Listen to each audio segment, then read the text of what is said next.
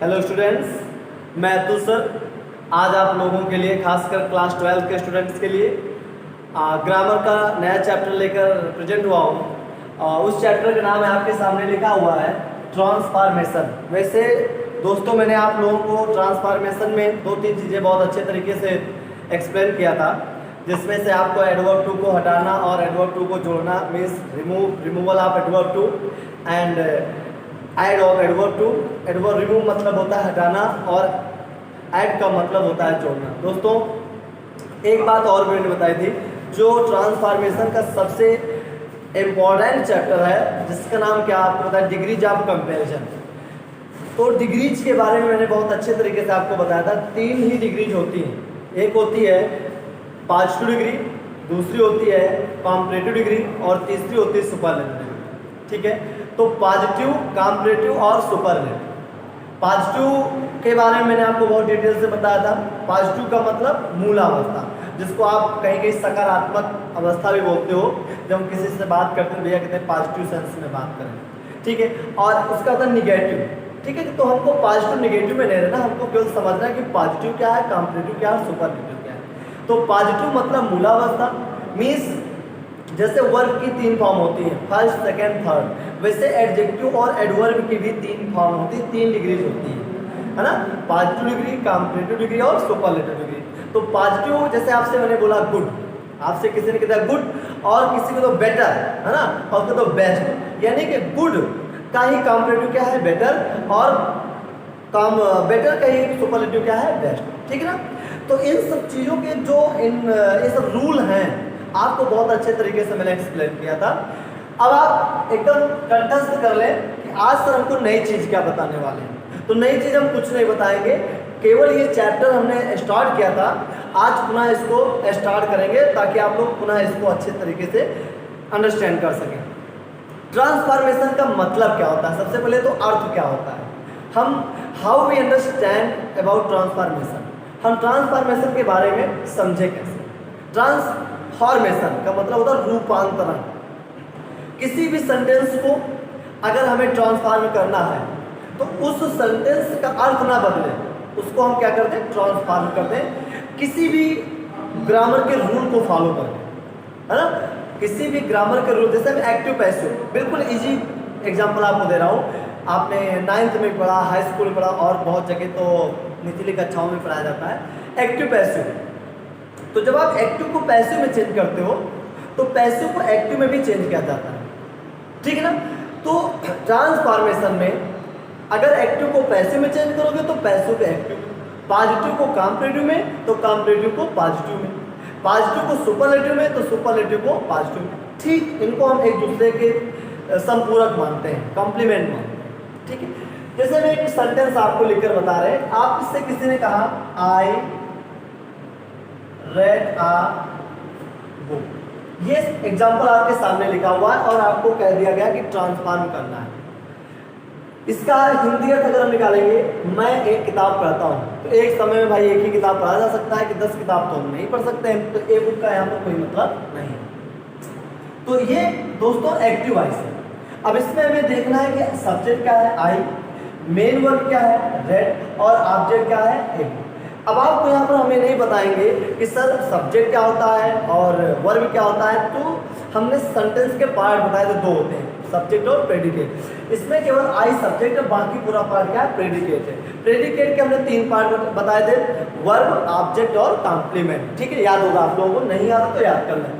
अब हमें passive voice में चेंज करना और हमें ट्रांसफॉर्म करना है। तो देखिए, ये जो ऑब्जेक्ट है इसको हम लाएंगे सब्जेक्ट की जगह पर। In place of subject we shall put object of active voice, so object of active voice will be called new subject of passive voice। active voice का object passive voice में क्या कहा जाएगा, subject। तो देखिए ए बुक हमने यहाँ पर लिख दिया, केवल हम आपको ट्रांसफॉर्म करना सिखाते हैं, ट्रांसफॉर्म का अर्थ क्या होता है इस सेंटेंस के माध्यम से आपको सिखा रहे हैं। ए बुक, अब देखिए टेंस कौन सा है, anybody can tell me which kind of this sentence, present indefinite tense। Present indefinite का अफर्मेटिव सेंटेंस आपको अच्छी तरह याद होगा। और क्यों है, आई आपका क्या है, आपको बताया था आई, वी, दे, यू, के साथ कभी वर्ब में एस का प्रयोग प्रेजेंट में नहीं लगता है, तो सीधे वर्ब की फर्स्ट फॉर्म हो गई। अब हम पैसिव वॉइस जब बनाते हैं दोस्तों, तो प्रेजेंट इंडेफिनिट में 3 सहायक क्रिया होती हैं, इज, एम, आर। तो एवरी चूंकि सिंगुलर है इसलिए इज का प्रयोग कर दिया। और जब पैसिव वॉइस बनाते हैं 8 टेंसेस का पैसिव वॉइस बनता है तो उसमें केवल वर्ब की थर्ड फॉर्म का इस्तेमाल किया जाता है। तो आप जानते हो रेड की तीनों फॉर्म क्या होती है, एक ही होती है, रेड रेड रेड, है ना। तो यहाँ पर आपने क्या किया था, red, a book is red. अब आप क्या करते हो, बाई का प्रयोग करते हो और आई जो सब्जेक्टिव केस में था उसको आप ऑब्जेक्टिव केस में रख देते हो, क्या हो जाता है, मी।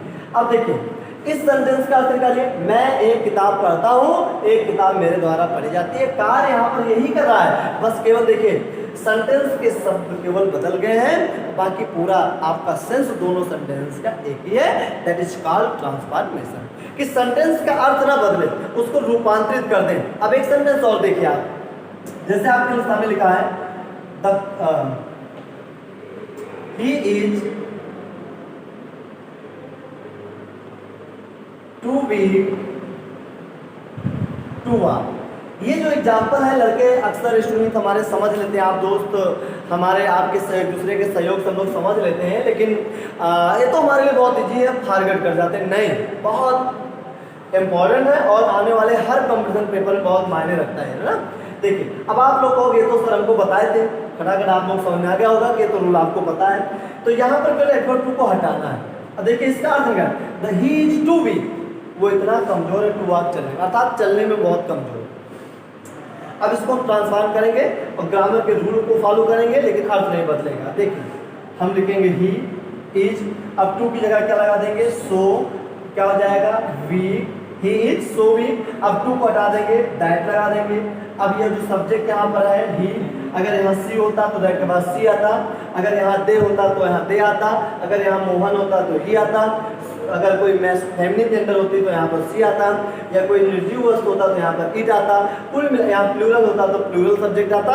यानी कि जो सब्जेक्ट यहाँ पर होगा दैट के बाद वही सब्जेक्ट यहाँ पर लिखा जाएगा। तो ही इज सो वीक दैट। अब आप क्या करोगे, अगर सेंटेंस प्रेजेंट में है तो आप किसका इस्तेमाल करोगे, कैन, नॉट, आप क्या लगाओगे, वांट। दोस्तों एक बहुत ही क्रिटिकल बात यहाँ पर हमारे सामने आती है कि सर ने यहाँ पर देखो कितने कम शब्द लिखे और यहाँ पर कितने ज्यादा शब्द लिख दिए। ठीक है, इसी को कहते हैं transformation. He is too weak to walk, अर्थात वो चलने में बहुत कमजोर है। इसका अर्थ निकालिए, वो चलने में इतना कमजोर है कि वो चलने में इतना कमजोर है, इसको चलने में लगाइए, वो इतना कमजोर है कि चल नहीं सकता। अब आप कहोगे यहाँ सकता क्यों आ गया, तो देखिए हमने बताया था कि आपको सेंटेंस का सेंस नहीं चेंज करना है, आप किसी भी रूल का इस्तेमाल करिए। अब इसके रूल क्या है, इसमें समय लगेगा ना, अभी तो एक बाय रूल चलेंगे, बाय स्टेप चलेंगे, जरूरी थोड़ी कमी है आज ही सब तुमको बढ़ा दें। ठीक है, तो अब ट्रांसफॉर्मेशन क्या है, मुझे उम्मीद है कि आप लोग समझ गए। I hope you all understand. क्या है कि सेंटेंस के अर्थ में परिवर्तन किए बगैर, without altering the sense of a sentence is to change in new sentence, it's called transformation. अर्थ मीन्स सेंटेंस के अर्थ में परिवर्तन किए बगैर ग्रामेटिकल मेथड के माध्यम से, मीन्स व्याकरण तथ्यों के माध्यम से जब हम सेंटेंस को चेंज करते हैं तो आपका क्या कहलाता है, ट्रांसफॉर्मेशन कहलाता है। एग्जाम्पल आपके सामने, चलिए अब केवल 5 मिनट में आपको अच्छे से और समझा देंगे। केवल आज आपका इंट्रोडक्शन क्लास है कि ट्रांसफॉर्मेशन क्या है, और मैंने पढ़ाया था लेकिन आप भूल गए होंगे, तो आपके लिए मैं पुनः आपके रिलैक्सेशन के लिए पुनः इस चैप्टर को लेकर के आया। अब देखिए ट्रांसफॉर्मेशन में पढ़ना क्या, जितनी भी चीज़ों को आपने हाई स्कूल में पढ़ा, 9th में पढ़ा, ठीक है, जितनी भी चीज़ों को आपने हाई स्कूल में पढ़ा, जैसे इंट्रोगेटिव को अफर्मेटिव बनाना, अफर्मेटिव को इंट्रोगेटिव बनाना, एक्सक्लामेटिव को असर्टिव चेंज करना, असर्टिव को एक्सक्लामेटिव चेंज करना, यानी कि आप इन सब चीज़ों को पढ़ा, यहाँ पर आपको ट्रांसफॉर्मेशन के अंतर्गत मिलना है। ठीक है, चलिए अब देखिए ट्रांसफॉर्मेशन में क्या करना है। सबसे पहले आपको पढ़ना है adverb, use and removal of adverb too, ये मेथड है। यूज का मतलब प्रयोग, एंड मीन्स और, रिमूवल का मतलब हटाना, एडवर्ब टू को जोड़ना और हटाना। अब नंबर 2 पे क्या आता है, डिग्रीज ऑफ कंपैरिजन, ऑफ मतलब तुलनात्मक अवस्थाओं का पारस्परिक परिवर्तन। मैंने आपको बताया था क्या होता है। इसमें तीन चीज़ों को आपको पढ़ना है, पॉजिटिव डिग्री, कंपैरेटिव डिग्री और सुपरलेटिव डिग्री, जो बहुत बहुत ही महत्वपूर्ण है। एक से एक स्टूडेंट इसमें वीक हो जाते हैं, डिफीट खा जाते हैं, फेल हो जाते हैं, नहीं समझ पाते हैं, है ना। इसके बहुत सारे रूल अभी बताऊंगा, बहुत इजी हो जाएगा। Number 3, active and passive voice. ये तो कोई नई बात है नहीं, उसको हम 9th से ही पढ़ते चले आ रहे हैं ना, कर्तवाच और कर्मवाच। लेकिन ये बहुत बड़ी बात है, हमारे जैसे टीचर कभी कभी डिफीट हो जाते हैं, नहीं बता पाते हैं, ठीक है। मिस ग्रामर में अगर हम अपने आप को बहुत बड़ा स्कॉलर कहें तो ये मेरी बहुत बड़ी 100, 50, 150, 200 रूल रटने के बाद तो हम अपने आप को बड़ा नहीं कह सकते किसी भी सब्जेक्ट में, जब तक उसकी गहराई में लगातार हम ना जाएं, ठीक है। गहराई means deepness is the main scholar, not learning 100 और 200 और 300 रूल्स, ठीक है। किसी भी सब्जेक्ट की गहराई ही व्यक्ति को विद्वान बनाती है, उसके 100, 200, 300 रूल पढ़ करके नहीं हम विद्वान बनाते, ठीक है। अब एक बात आती है अफर्मेटिव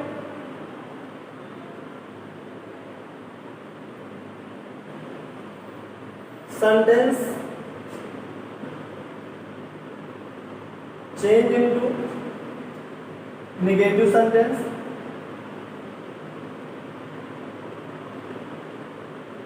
देखिए इसको हम कह सकते हैं इंटरचेंज ऑफ, इसको हम लिख सकते हैं interchange of affirmative into negative sentence. अब देखिए अगर अफर्मेटिव को नेगेटिव में बदलते हैं तो नेगेटिव को अफर्मेटिव में भी हम लोग को बदलना है। वही रूल जो हम रूल अफर्मेटिव को नेगेटिव में इस्तेमाल करते हैं, वही रूल हम क्या करें, उल्टा कर देंगे, ठीक है। 5 नंबर पे क्या आता है, interrogative change into assertive sentence.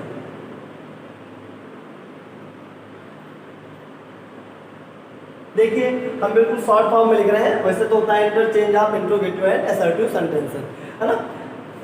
Question में प्रश्नवाचक वाक्यों को सकारात्मक वाक्यों का पारस्परिक परिवर्तन कहते हैं, लेकिन आप बिल्कुल शॉर्ट में समझ लीजिए। अब देखिए इंट्रोगेटिव को जब असर्टिव में बदलते हैं तो असर्टिव को इंट्रोगेटिव में बदलना है, ठीक है। ये एक बात याद रखना कि अगर एक्टिव को पैसिव में तो पैसिव को एक्टिव में, ये ना समझना कि एक्टिव को पैसिव बदलने के ही सेंटेंस आएंगे एग्जामिनेशन, नहीं, ऐसा नहीं हो सकता है। पैसिव का भी एक्टिव बदलने के लिए आते हैं, ठीक है। अब देखिए एक्सक्लेमेटरी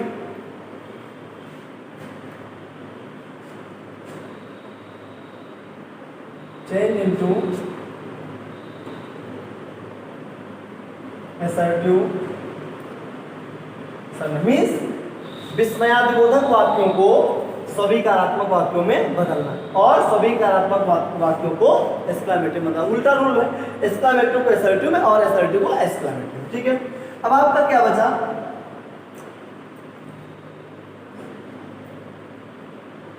अब आपको बचा है interchange of one parts of speech for another. अब कहोगे सर पार्ट्स ऑफ स्पीच क्या है।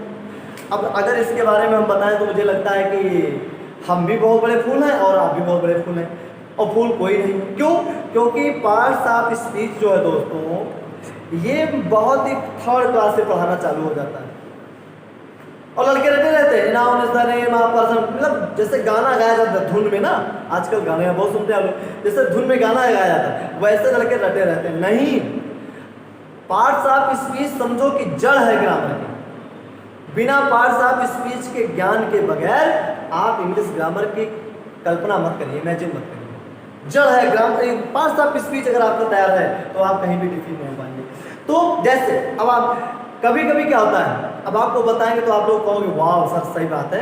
कभी कभी पीजीटी कंपटीशन पेपर में आ जाता है, जब हम लोग लेक्चरर बनते हैं, गवर्नमेंटल लेक्चरर। पीजीटी मतलब पोस्ट ग्रेजुएट टीचर, टीजीटी मतलब ट्रेंड ग्रेजुएट टीचर। तो जो एमए बीएड होते हैं वो लेक्चरर बनते हैं, जो केवल बीएड होते हैं वो हाई स्कूल तक पढ़ाने के लिए होते हैं दोस्तों।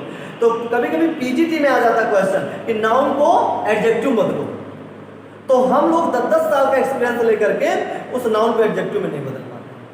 अब आप सोच लीजिएगा कि पार्ट्स ऑफ स्पीच की वैल्यू क्या है। कभी कभी जब आप एसएससी के कंपटीशन में बैठते हैं और वहां पर सीजल के पेपर में और वहां पर आ गया कि एडजेक्टिव को एडवर्ब में बदलो और आपने उसको समझा भी है, पढ़ा भी है, लेकिन दोस्तों आप वहां पर डिफीट हो जाते हो, गलत करके आ जाते हो। इसलिए एजुकेशन एरिया में किसी भी पॉइंट को कम ना हो, ठीक है।